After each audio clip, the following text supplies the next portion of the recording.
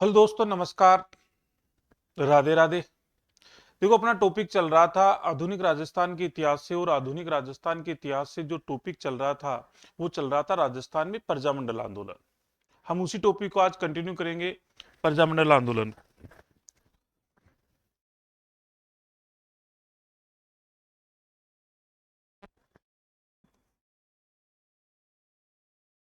राजस्थान में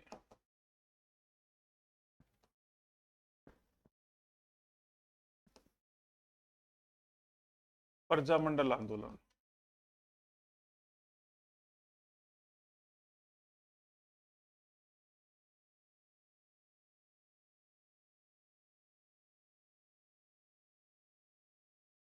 देखो, पिछली क्लास में, पिछले वीडियो में मैंने आपको बताया था प्रजामंडल आंदोलन के बारे में, जिसमें इसकी पृष्ठभूमि मैंने आपको बताई थी कि इसकी क्या पृष्ठभूमि है, क्या है। तो उसके बारे में मैंने बताया था कि जब भारत में राजनीतिक संस्थाओं का सफर शुरू हुआ था तो वो नेशनल कांग्रेस से, यानी कांग्रेस से शुरू हुआ था, राष्ट्रीय कांग्रेस से। और वहां से जब ये सफर शुरू हुआ तो यहां पर क्या था कि कांग्रेस के एजेंडे में देशी रियासतों को शामिल नहीं किया गया था।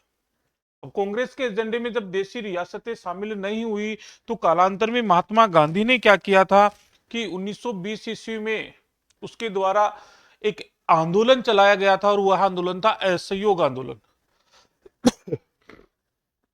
असहयोग आंदोलन में उन्होंने देशी रियासतों की तरफ ध्यान तो दिया, लेकिन जो ध्यान दिया था वो कैसा ध्यान था? नकारात्मक ध्यान था।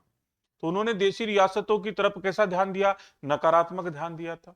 फिर 1920 के बाद में 1938 का कांग्रेस का एक अधिवेशन हुआ था, और वह अधिवेशन हरिपुरा अधिवेशन। कौन सा अधिवेशन था? हरिपुरा अधिवेशन। और हरिपुरा अधिवेशन की अध्यक्षता किसके द्वारा की गई थी? 1938 का कौन सा अधिवेशन था? हरिपुरा अधिवेशन।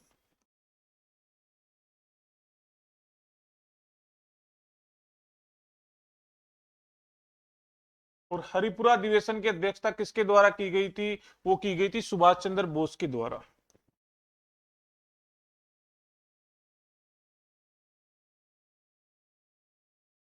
सुभाष चंद्र बोस के द्वारा।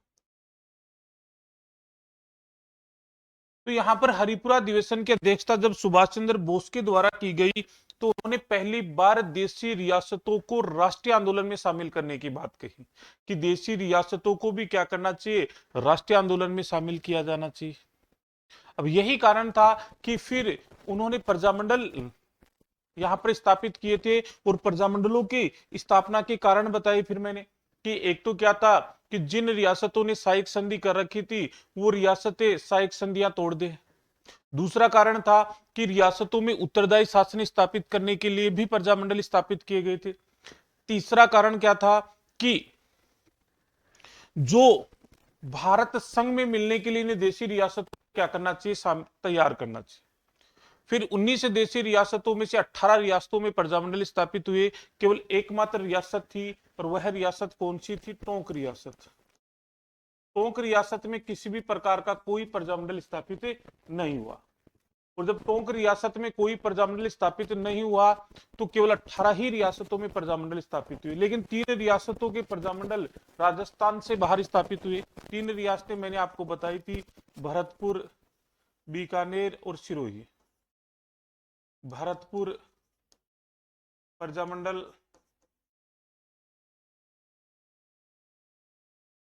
दूसरा है बीकानेर प्रजामंडल,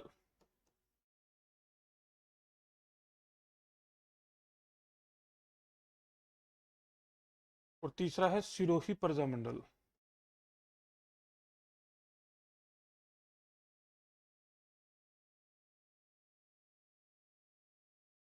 भरतपुर की स्थापना हुई थी कहां पर? रेवाड़ी में। बीकानेर की हुई थी कलकत्ता में, और सिरोही की हुई थी बंबई में। तो इस प्रकार से ये 3 प्रजामंडल हो गए, एक भरतपुर प्रजामंडल, एक बीकानेर प्रजामंडल, और एक सिरोही। फिर जैसलमेर प्रजामंडल की स्थापना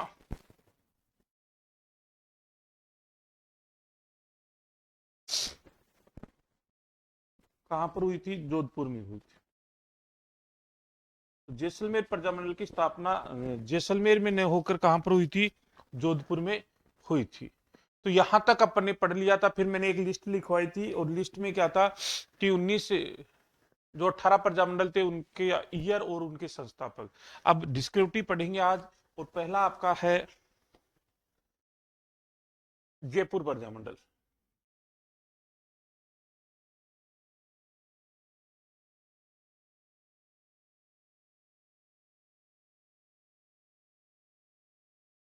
हेडिंग डाल लो जयपुर प्रजामंडल।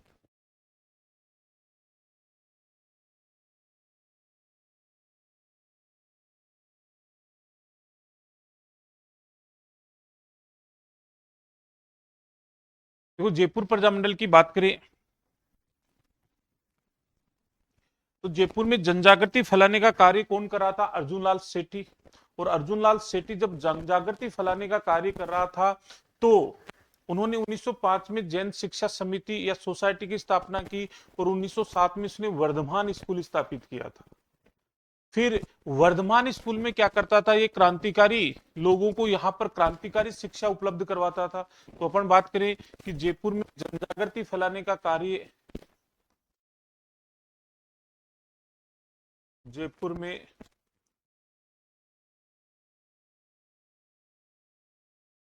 जन जागृति फैलाने का कार्य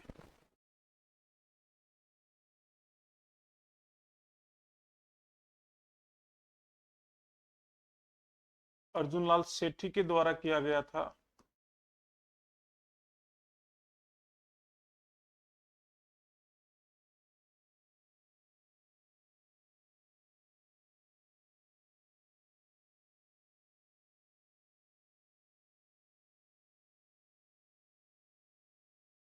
तो एक तो क्या था कि जन जागृति फैलाने का कार्य किसके द्वारा किया गया? अर्जुन लाल सेठी के द्वारा। यह है यहाँ चोमू में सरकारी नौकरी करता था। और चोमू में जब सरकारी नौकरी करता था तो नौकरी को छोड़ते हुए कहा था कि यदि सेठी नौकरी करेगा तो भारत को आजाद कौन करवाएगा। तो एक चीज और लिखना कि इसने सरकारी नौकरी छोड़ते हुए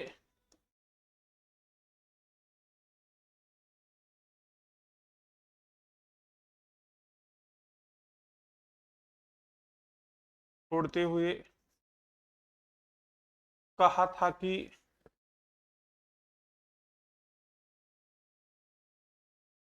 सेठी अगर नौकरी करेगा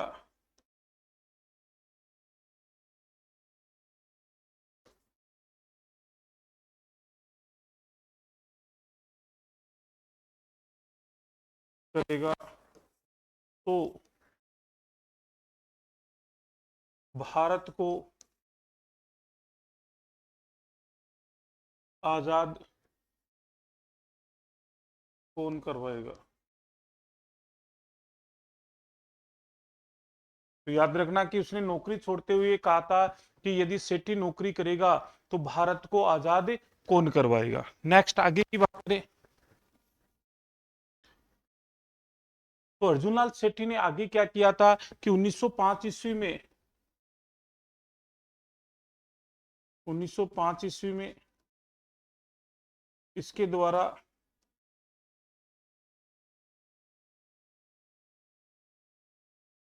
जैन शिक्षा समिति की स्थापना की गई थी।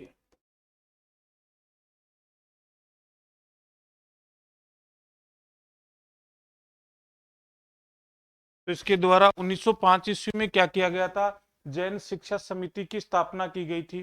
फिर बात करें 1907 ईस्वी में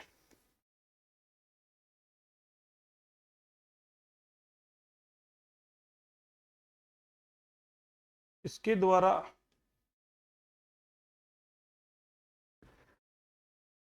वर्धमान स्कूल की स्थापना की।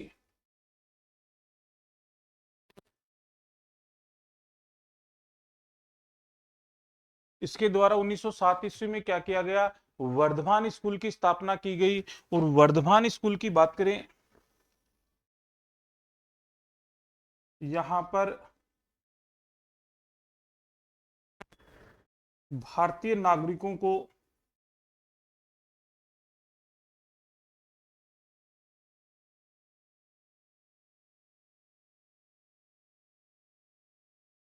क्रांतिकारी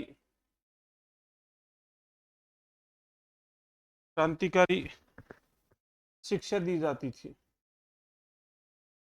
शिक्षा दी जाती थी। तो यहाँ पर भारतीय नागरिकों को क्रांतिकारी शिक्षा दी जाती थी और यहाँ पर इसके दो प्रमुख शिष्य थे।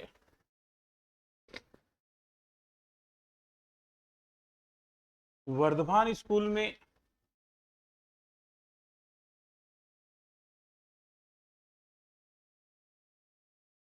वर्धमान स्कूल में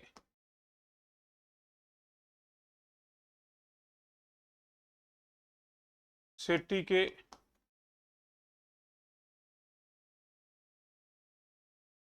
दो प्रमुख शिष्य थे।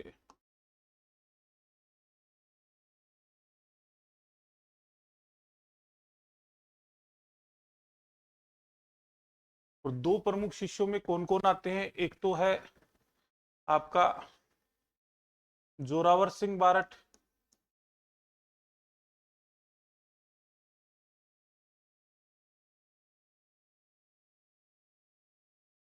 और दूसरा आपका है प्रताप सिंह बारट।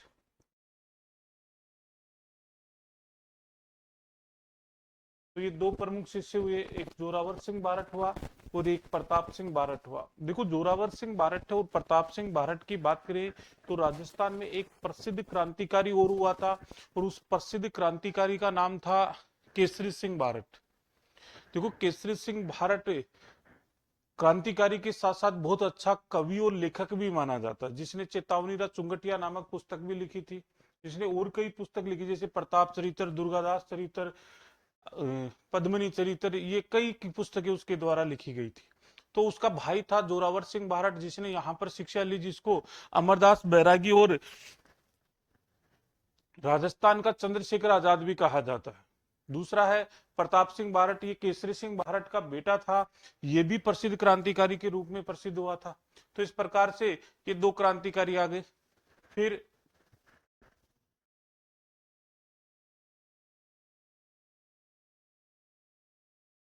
1912 ईस्वी में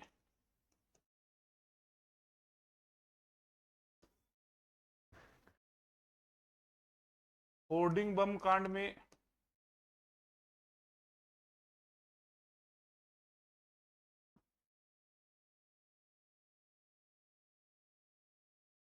जोरावर सिंह बारट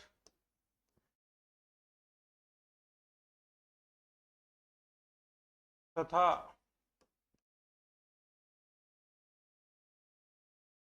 अर्जुन लाल शेट्टी का नाम आया।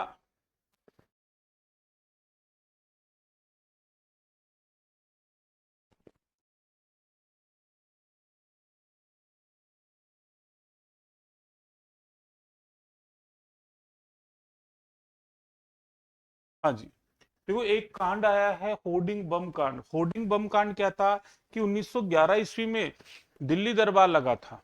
और दिल्ली दरबार क्यों लगा? कि एडवर्ड पंचम और उसकी पत्नी थी मेरी। तो एडवर्ड पंचम और उसकी पत्नी मेरी जब भारत के भ्रमण पर आए थे, तो भारत भ्रमण पर आने के कारण उनके स्वागत के लिए गवर्नर जनरल था लॉर्ड होर्डिंग सेकंड। उस लॉर्ड होर्डिंग सेकंड ने क्या किया कि दिल्ली में एक भव्य दरबार का आयोजन किया था। और जब उन्होंने इस भव्य दरबार का आयोजन किया, तो इस दरबार में क्या था कि दो घोषणाएं की गई थी, जिसमें एक घोषणा तो क्या थी कि बंगाल का विभाजन रद्द कर दिया गया। और जब बंगाल का विभाजन रद्द किया गया, तो बंगाल को पुनः संयुक्त प्रांत बना दिया गया। और दूसरी बात की जाए तो दूसरी घोषणा क्या थी कि भारत की राजधानी कलकत्ता के स्थान पर दिल्ली को बनाए जाने की घोषणा की गई। तो पहले भारत की राजधानी कलकत्ता थी और अब उसकी राजधानी दिल्ली को बनाए जाने की घोषणा की गई। अब दिल्ली को जब भारत की राजधानी बनाने का कार्य हुआ, वो 1 अप्रैल 1912 को हुआ। और उसी दिन दिल्ली के चांदनी चौक के पास में, ऐसे कहते हैं कि मारवाड़ी लाइब्रेरी थी, और मारवाड़ी लाइब्रेरी की छत पर अर्जुनलाल सेठी के शिष्यों के द्वारा, जैसे जोरावर सिंह बारट, प्रताप सिंह बारट, उनके द्वारा उसकी बग्गी पर बम फेंका गया था। अब उनकी बग्गी पर जब बम फेंका गया तो वो तो बच निकला था, लेकिन इस बम कांड में जोरावर सिंह बारट, प्रताप सिंह बारट और अर्जुनलाल सेठी का नाम यहां पर अनाउंस हुआ था। फिर 20 मार्च 1913 को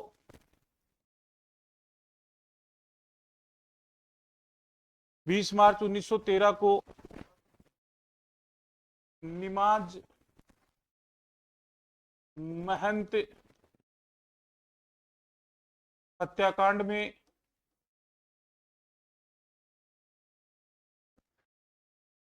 अर्जुनलाल सेठी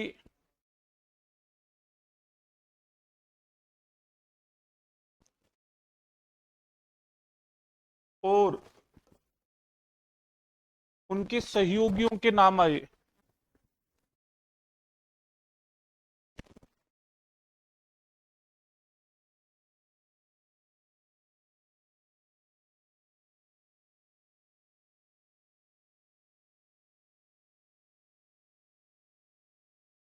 तो याद रखना कि 20 मार्च 1913 को एक और हत्याकांड हुआ, और वह हत्याकांड था निमाज महंत हत्याकांड। और निमाज महंत हत्याकांड की यदि बात की जाए तो उसमें किस किस का नाम आया? एक तो अर्जुनलाल सेठी का नाम आया था और उनके सहयोगियों के नाम आए थे। यही कारण था कि 1914 में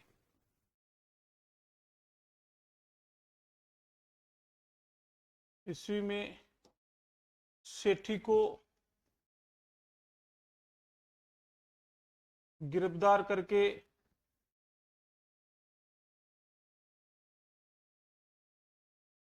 जेल में डाल दिया गया।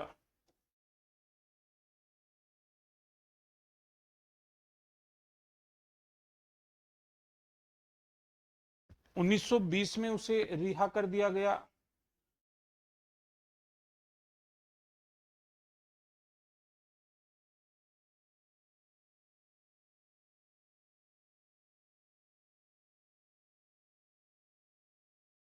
कर दिया गया।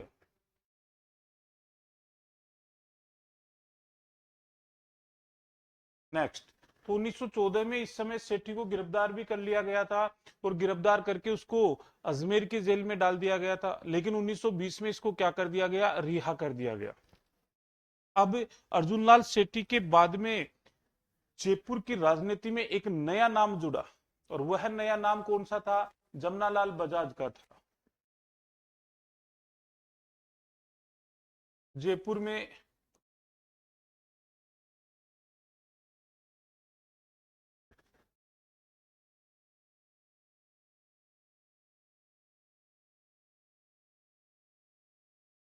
जयपुर में जनजागृति फैलाने का कार्य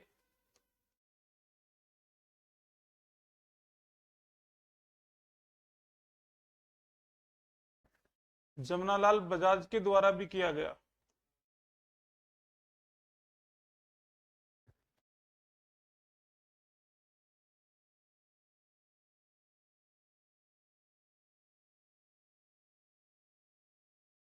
के द्वारा भी किया गया।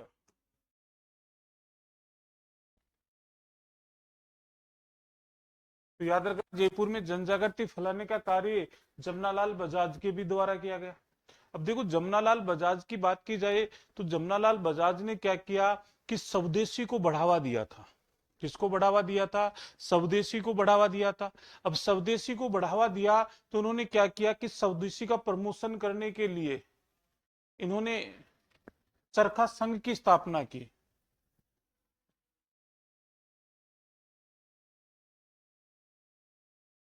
1925 ईस्वी में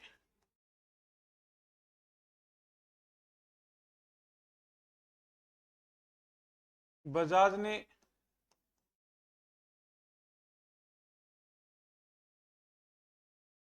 अजमेर में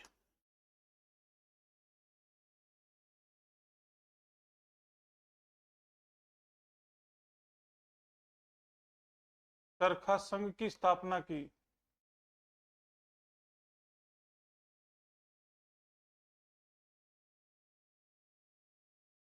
तो याद रखना कि 1925 में जमनालाल बजाज ने अजमेर में चरखा संघ की स्थापना की। फिर 1925 में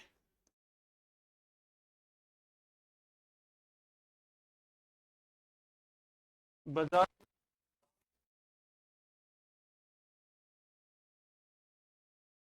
जयपुर में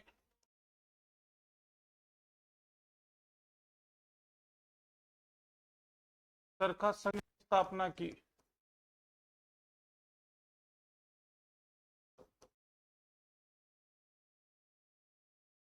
तो याद रखना, इसने चरखा संघ दो जगह स्थापित किया था, और दो जगह जो चरखा संघ स्थापित किया उसमें 1925 में इसने चरखा संघ अजमेर में स्थापित किया था, और 1927 में इसके द्वारा चरखा संघ, ये दोनों ही 25 हो गए।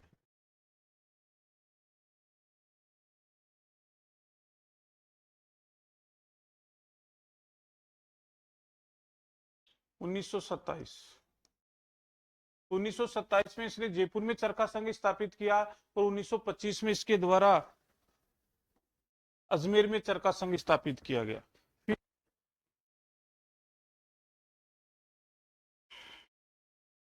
जयपुर की जनजागृति में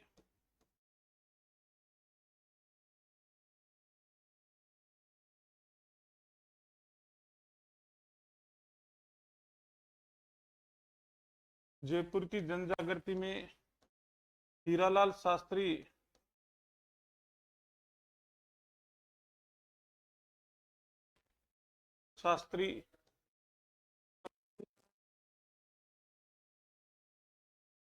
महत्वपूर्ण योगदान रहा।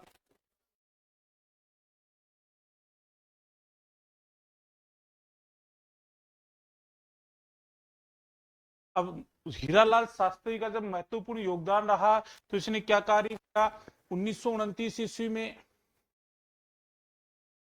1929 ईस्वी में देखो, यहां पर कई जगह 1927 भी दे रखा है, तो यहां पर थोड़े से आप कंफ्यूज रहोगे, लेकिन आपको 1929 और 1927 में से एक डेट मिलेगी। और 1929 ईस्वी में इसने क्या किया था कि 19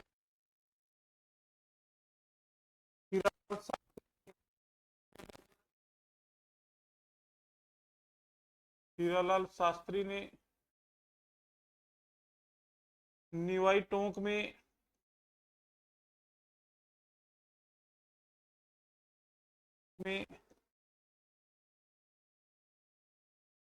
जीवन कुटीर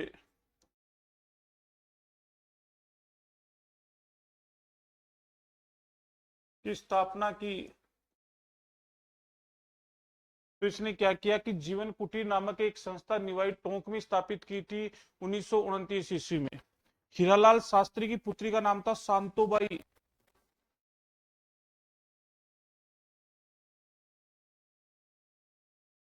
पुत्री थी शांतोबाई।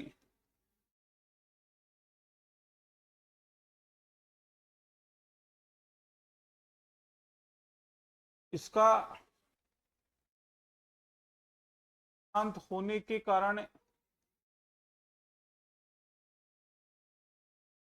बाद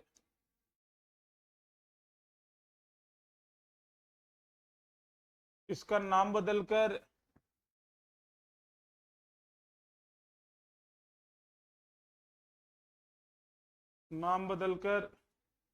वनस्थली विद्यापीठ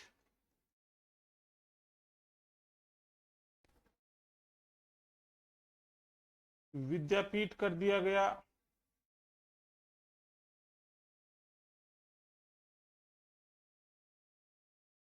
जहां पर वर्तमान में एक विश्वविद्यालय संचालित है। जहां पर वर्तमान में जहां पर वर्तमान में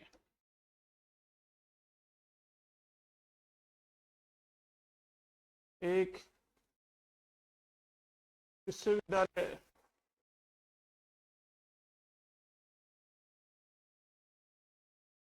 संचालित है।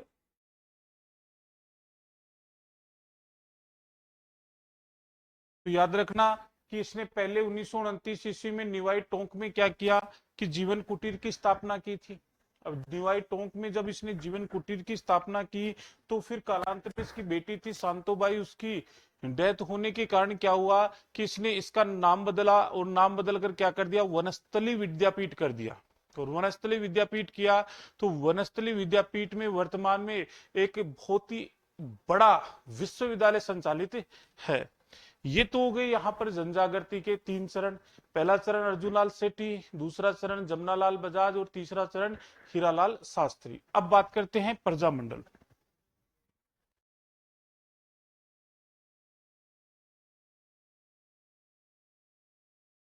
जयपुर प्रजामंडल की स्थापना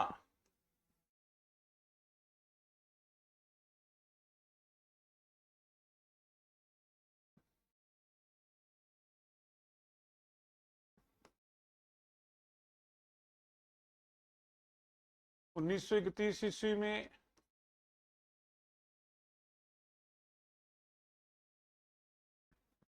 कपूरचंद पाटनी के द्वारा किया गया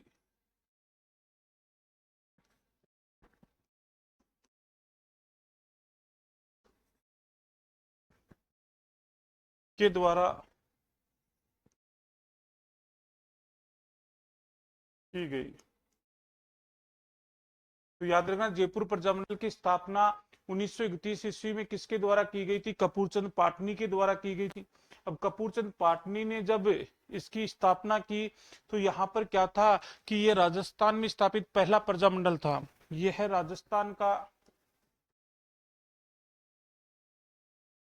यह है राजस्थान का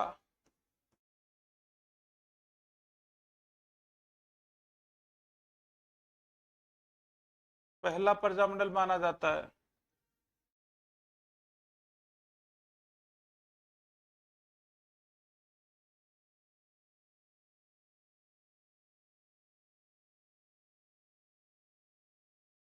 याद रखना कि 1931 ईस्वी में जब जयपुर प्रजामंडल की स्थापना की गई तो ये राजस्थान का क्या माना गया, पहला प्रजामंडल माना गया। यह प्रजामंडल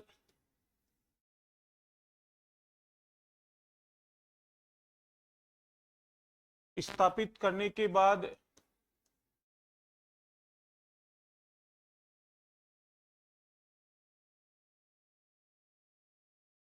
एक निष्क्रिय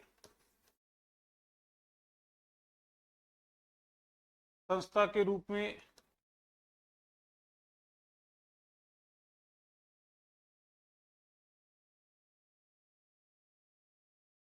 था, जिसने किसी प्रकार की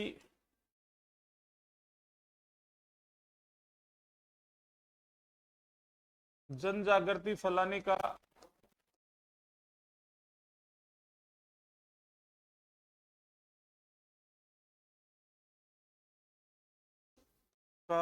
कार्य नहीं किया।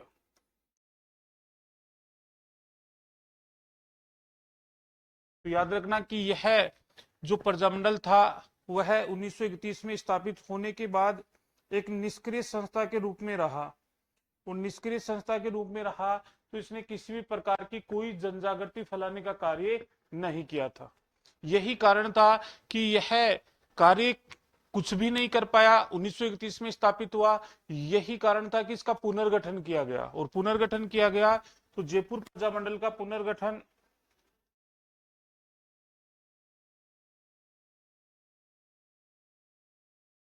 जयपुर प्रजामंडल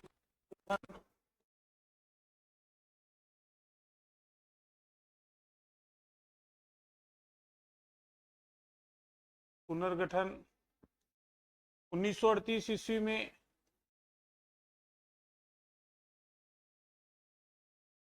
1938 ईस्वी में जमनालाल बजाज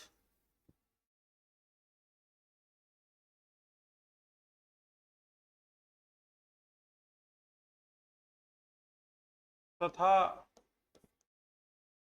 हीरालाल शास्त्री के द्वारा किया गया था।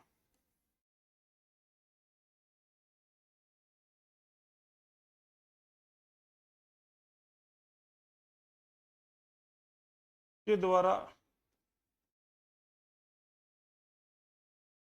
किया गया था। याद रखना कि जयपुर प्रजामंडल का 1931 में स्थापना हुई और 1938 ईस्वी में इसका पुनर्गठन हुआ। जब पुनर्गठन हुआ तो क्या किया गया कि इसका पुनर्गठन जमनालाल बजाज के द्वारा किया गया, और जमनालाल बजाज के साथ साथ कौन था, हीरालाल शास्त्री। फिर 1938 ईस्वी में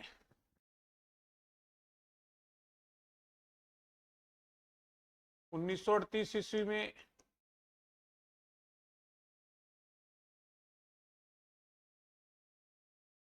जयपुर प्रजामंडल का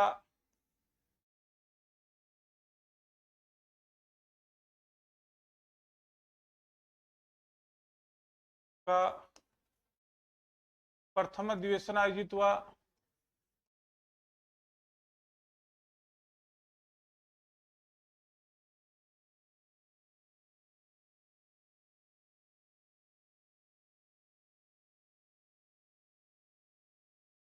पहला अधिवेशन आयोजित हुआ 1938 ईस्वी में, तो इसका अध्यक्ष बनाया गया था जमनालाल बजाज को। क्या बनाया गया था, प्रथम अधिवेशन हुआ तो इसका अध्यक्ष बनाया गया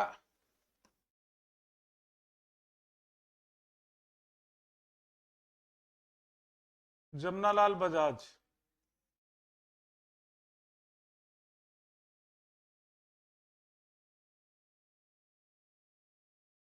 तो जयपुर प्रजामंडल के पहले अधिवेशन का अध्यक्ष किसको नियुक्त किया गया था, जमनालाल बजाज को। इसका उपाध्यक्ष बनाया गया था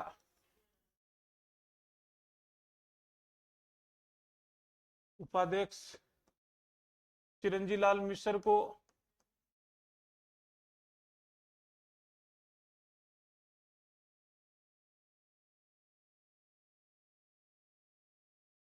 इसका उपाध्यक्ष किसको बनाया गया, चिरंजी लाल मिश्र को बनाया गया। फिर है सदस्य, इसके सदस्य रहे कौन, एक तो हीरालाल शास्त्री,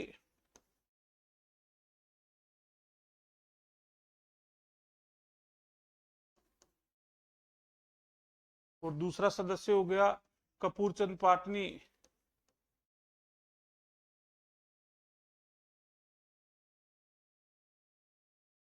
तो इस प्रकार से इसका अध्यक्ष जमनालाल बजाज को बनाया गया, इसका उपाध्यक्ष चिरंजी लाल मिश्र को बनाया गया, और अन्य सदस्यों में हीरालाल शास्त्री और कपूरचंद पाटनी था। प्रजामंडल के इन सदस्यों को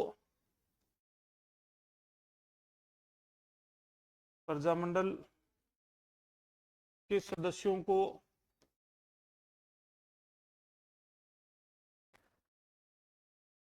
गिरफ्तार करके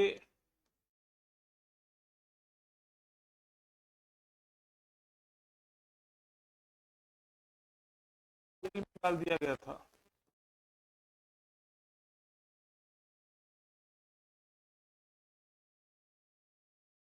गया था जिनमें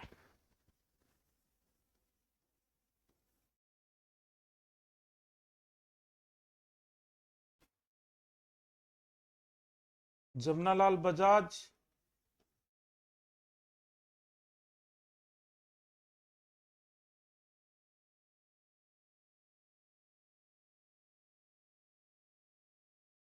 चिरंजी लाल मिश्र,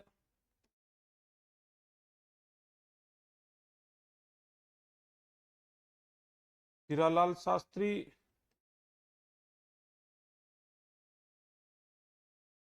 और कपूरचंद,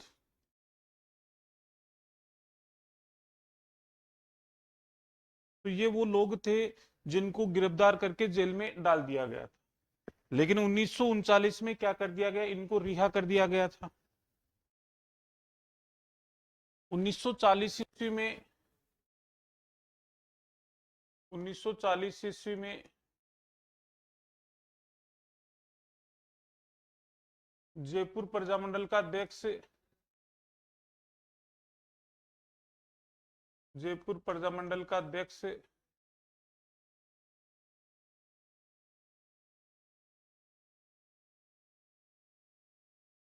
हीरालाल शास्त्री को बना दिया गया।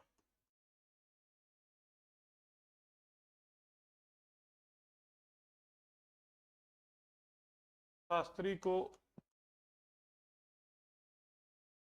बना दिया गया।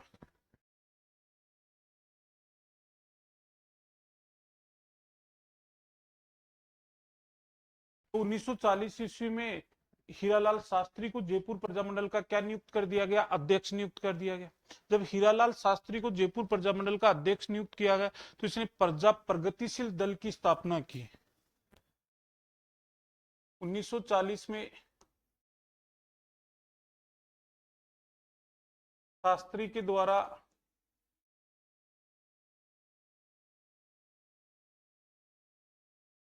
प्रजा प्रगतिशील दल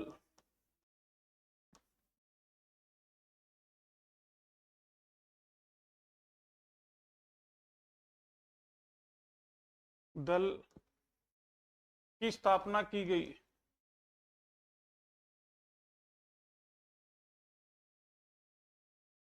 तो याद रखना किसके द्वारा प्रजा प्रगतिशील दल की स्थापना की गई। लेकिन कालांतर में क्या हुआ कि यहाँ पर भारत छोड़ो आंदोलन महात्मा गांधी ने चलाया था और इसी भारत छोड़ो आंदोलन को लेकर जयपुर प्रजामंडल के दौरान एक समझौता हुआ और उस समझौते की बात की जाए तो उस समझौते को जेंटलमैन एग्रीमेंट के नाम से जाना गया। कौन से एग्रीमेंट के नाम से? Gentleman agreement. तो आगे हम बात करेंगे जेंटलमैन एग्रीमेंट।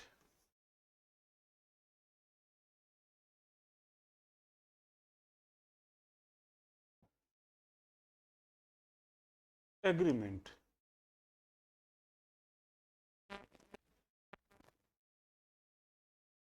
1942। हाँ जी।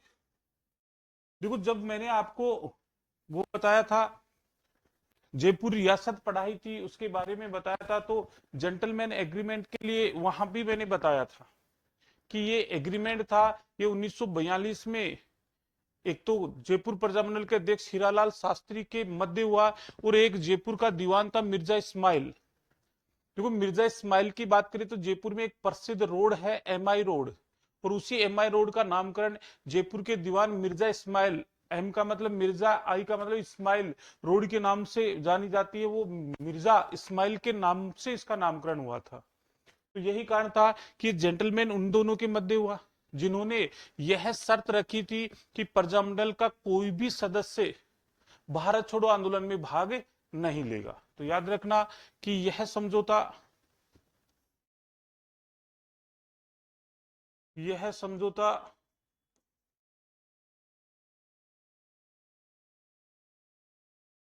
हीरालाल शास्त्री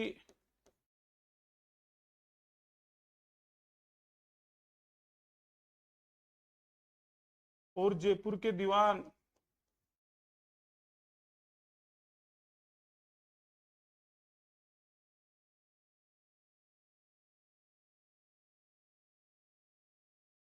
मिर्जा इस्माइल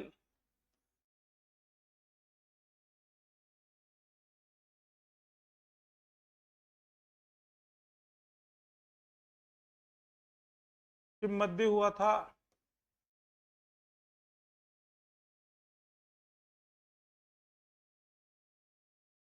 इस समझौते में तय हुआ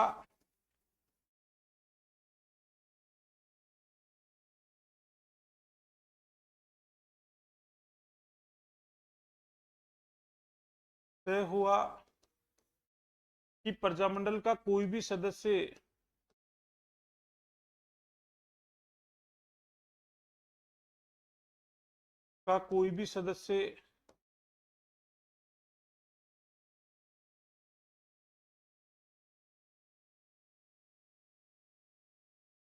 भारत छोड़ो आंदोलन में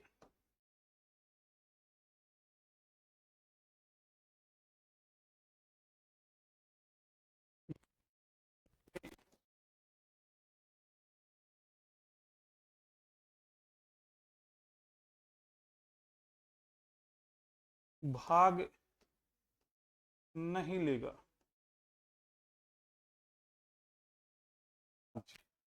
तो इस समझौते की एक शर्त हो गई कि प्रजामंडल का कोई भी सदस्य क्या नहीं करेगा? भारत छोड़ो आंदोलन में भाग नहीं लेगा। अब भारत छोड़ो आंदोलन में जब प्रजामंडल का कोई भी सदस्य भाग नहीं लेगा तो इस बात को लेकर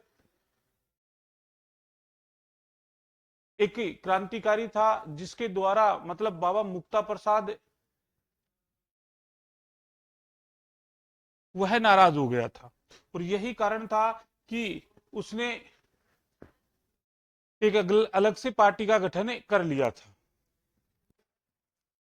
अब देखो यहां पर मैंने बताया मिर्जा इस्माइल, और मिर्जा इस्माइल का अर्थ होता है एम आई रोड।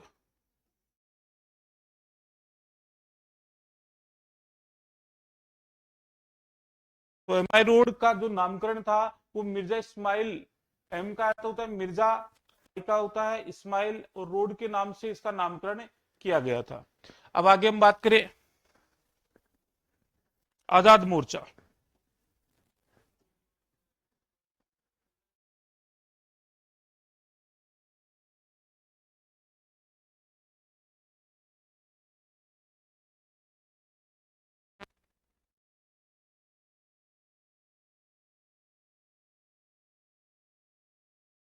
हेडिंग डालो 1942 ईस्वी। तो एक हेडिंग डालो आजाद मोर्चा। और आजाद मोर्चे की यदि बात की जाए तो यह 1942 ईस्वी में आजाद मोर्चे की स्थापना की गई थी।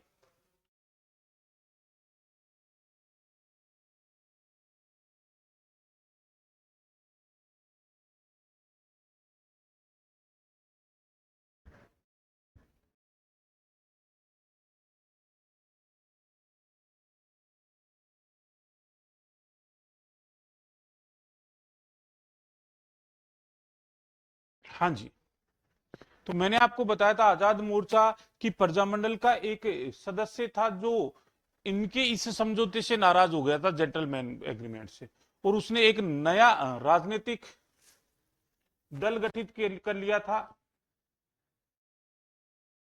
बाबा हरिश्चंद्र के द्वारा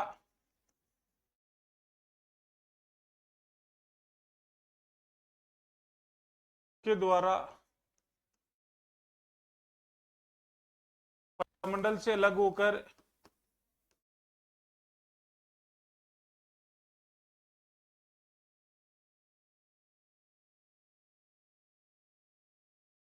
अलग होकर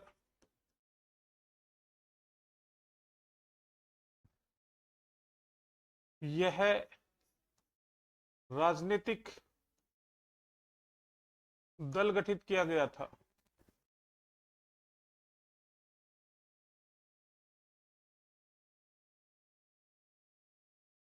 किया गया था जिसके सदस्य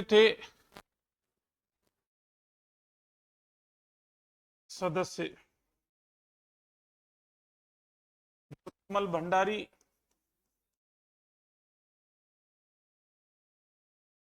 मल भंडारी, गुलाबचंद कांसलीवाल,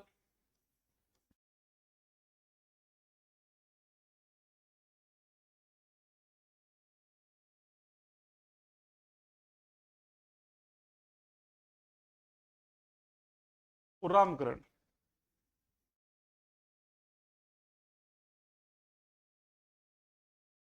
जोशी।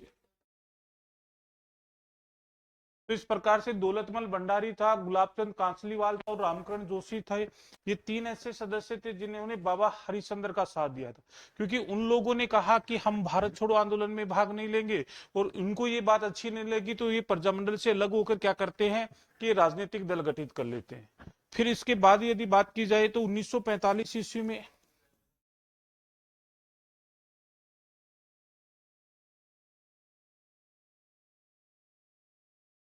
पंडित जवाहरलाल नेहरू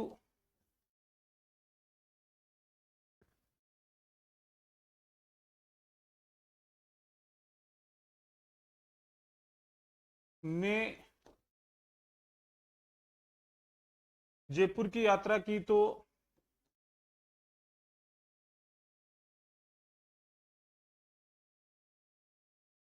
उसने आजाद मोर्चे का विलय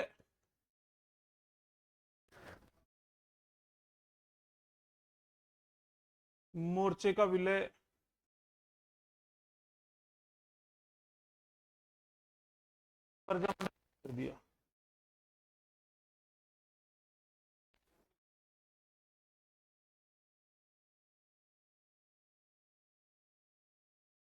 हाँ, तो याद रखना कि 1945 ईस्वी में क्या हुआ कि पंडित जवाहरलाल नेहरू की जयपुर की यात्रा हुई थी।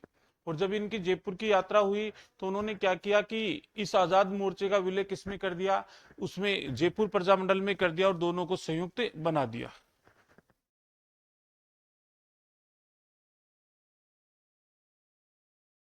1947 ईस्वी में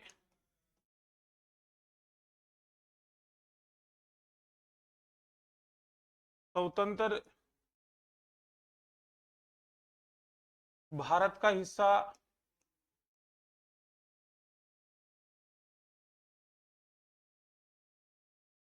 जयपुर रियासत को बना दिया गया।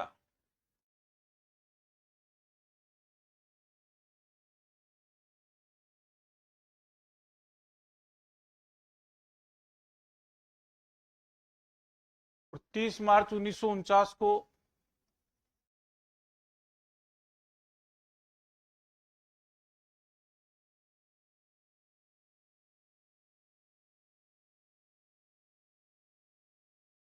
जयपुर का विलय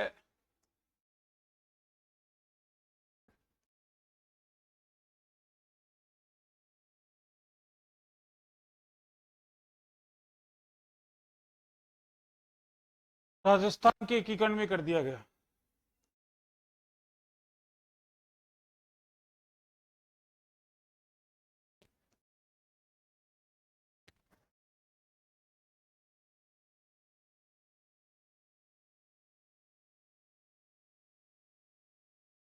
हाँ जी, तो उन्होंने क्या किया, 30 मार्च 1949 को ये जयपुर का विलय है वो कहाँ कर दिया, राजस्थान के एकीकरण में कर दिया गया। तो ये आपका पहला प्रजामंडल था जो मैंने आज आपको बताया। देखना एक बार,